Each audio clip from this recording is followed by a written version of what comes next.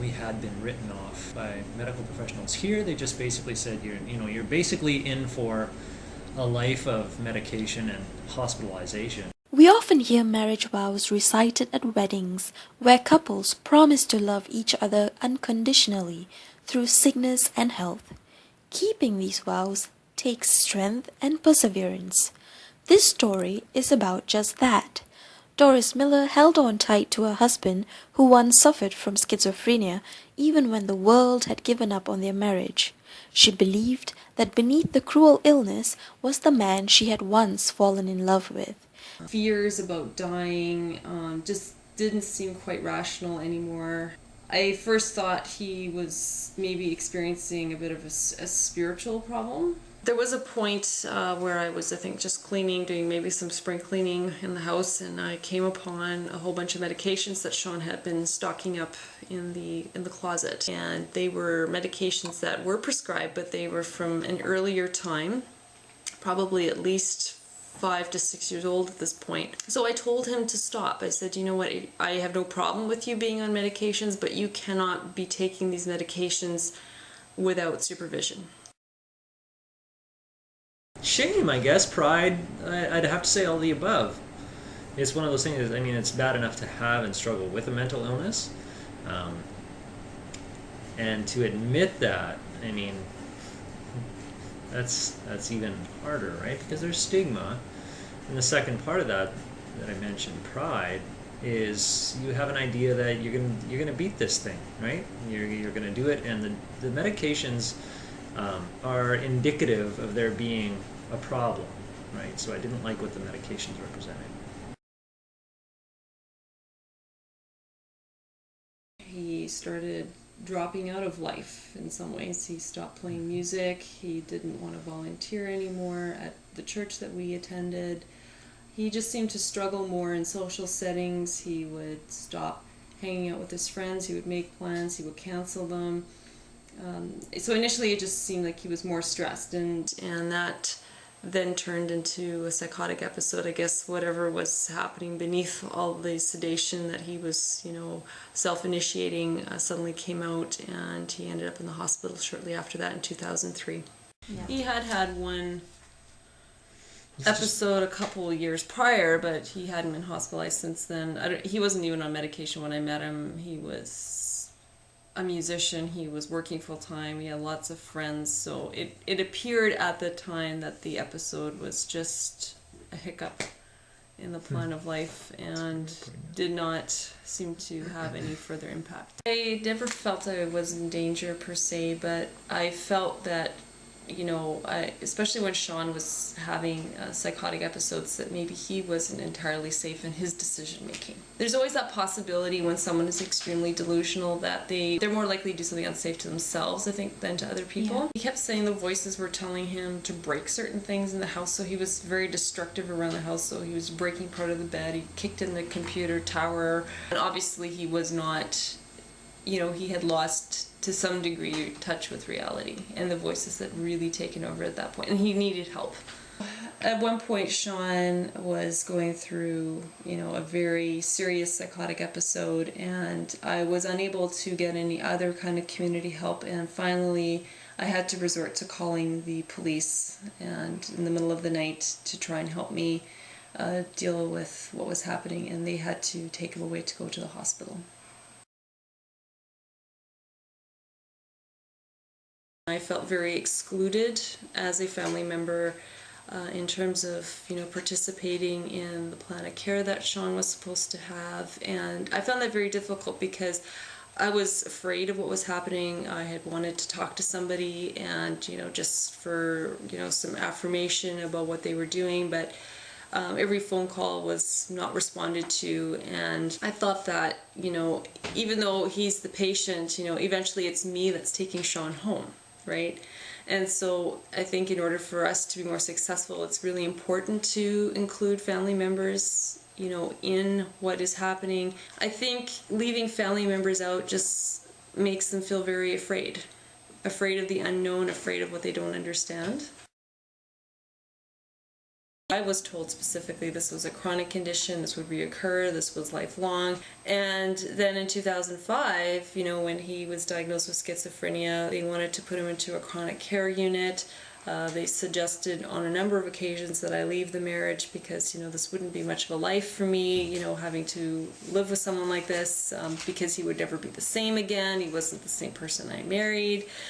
And, it was, in that way it's hurtful, right? Because they wipe out, what hope you have. One physician made the comment, I don't want you to be hopeless, but I don't want you to be too hopeful. I'm not really sure where that leaves me on the continuum. The idea that people are more sympathetic or empathetic towards people that have a physical illness rather than a mental illness became very apparent to me when Sean was in the hospital for 3 months in 2005. He had some visitors, and there were some concerned people that called, but a few years later, he had to have emergency abdominal surgery. And the amount of phone calls and Facebook messages and, sympathy cards and flowers, the contrast between the two was astonishing. And yet the illness in 2005 in some ways was far more serious and had far more implications and was far longer than the emergency surgery he had a number of years later. What do you think was the reason? Just people's response to mental illness, just they don't understand it. They think it's something that you can control. They don't understand the severity of it. It makes them uncomfortable. Maybe a physical illness is something a little more tangible, whereas mental illness sometimes is a little more vague.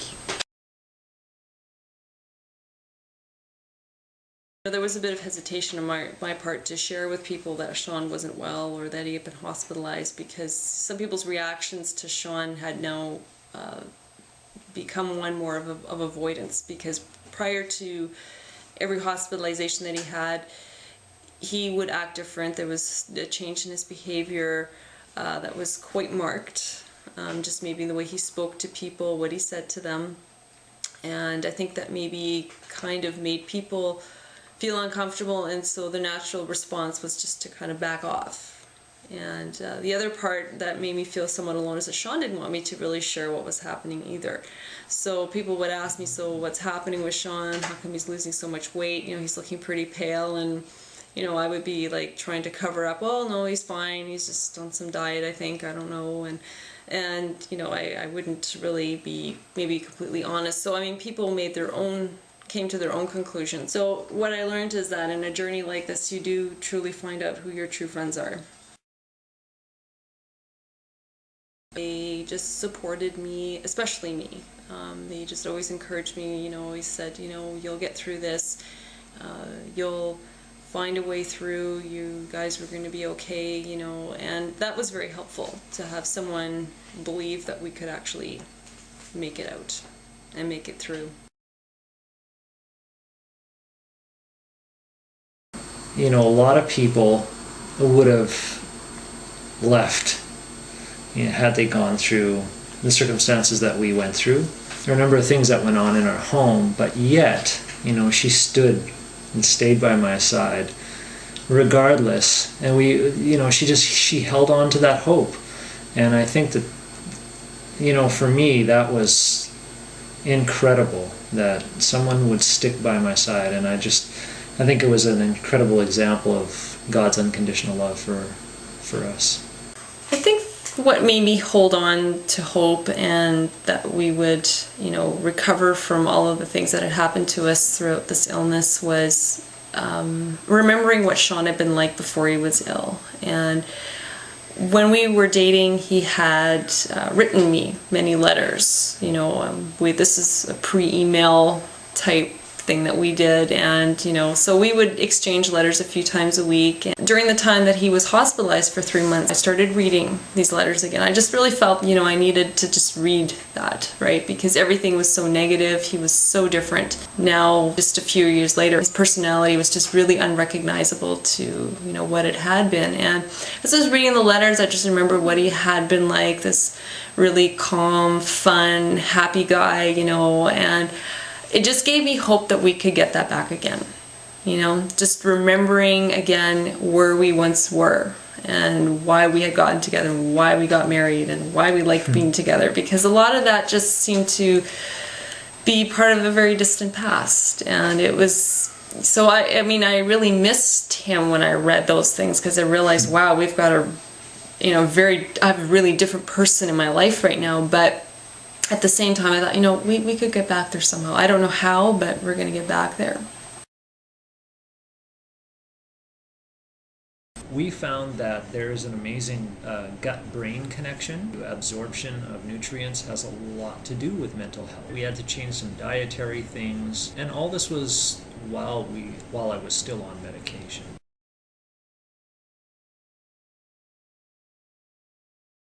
So Don Colbert, who's a New York Times bestselling author, and you know what, I think the world of the psychiatrist that helped us out here, because he was very supportive.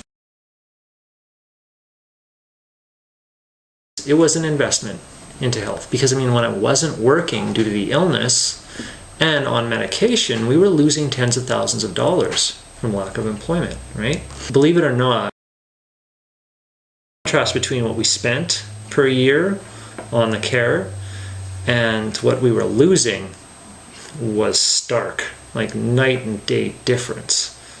It really wasn't as expensive as we thought, and one of the things when we tell our story, people often will say, well, there's a lot of people that can't afford to do what you did. And that's precisely the point. That's why we're telling our story, because accessibility is a huge thing. There are practitioners in Canada that do this, so you don't have to go to Florida necessarily. The tests that you do are right in your home, so we went to Florida once a year. They are saying that I've fully recovered.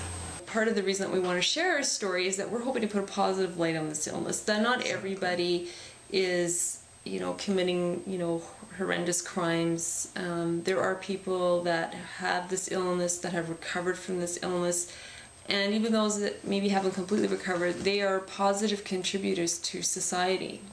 And I think what people need to understand is that the reality is that most people with schizophrenia and other severe mental illnesses are more likely to be victims of a crime and not the perpetrators. I think as a society we need to be more empathetic and accepting of people that are different and not be so quick to judge as to why that person is having this experience. I don't think maybe we ask enough questions, we jump to conclusions.